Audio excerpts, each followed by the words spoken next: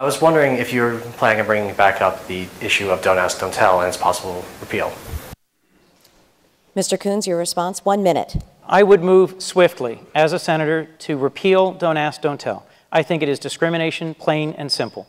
I've met with and spoken to veterans here in Delaware who served our nation honorably for decades, several with top secret clearances, but who could do so only at the expense of denying who they were and the relationships that they wanted to have. In my view, we should be making progress in this country towards recognizing the full range of human experience, and repealing Don't Ask, Don't Tell, to me, is an important next step in the civil rights movement. A federal judge recently ruled that we had to overturn Don't Ask, Don't Tell. There are a couple things we need to say about that. First of all, judges should not be legislating from the bench. Second of all, it's up to the military to set the policy that the military believes is in the best interest of unit cohesiveness and military readiness. The military already regulates personal behavior in that it doesn't allow affairs to go on within your chain of command. It doesn't allow, if you're married, to have an adulterous affair within the military. So the military already regulates personal behavior because it feels that it is in the best interest of our military readiness. I don't think that Congress should be forcing a social agenda onto our military. I think we should leave that to the military to decide.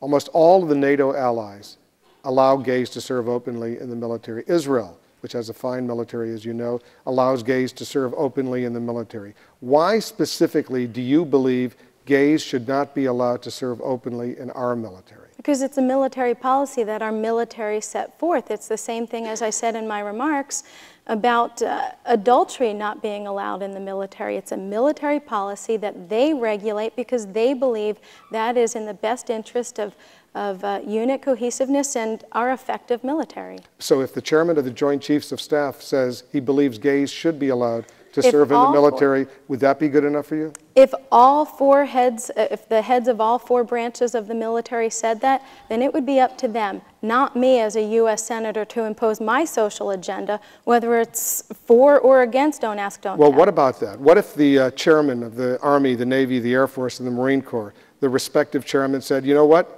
We'll do whatever the commander-in-chief tells us to do, but we don't think it's a good idea because of these issues that Ms. O'Donnell raises, unit cohesion and those other issues. What would you say then? One of my real heroes is Harry Truman. Harry Truman made a very difficult decision to compel the racial integration of the United States Armed Forces at a point when most of the leadership, most of the generals said, for exactly the same sorts of reasons, unit cohesion, performance in the battlefield, we should not have a racially integrated military.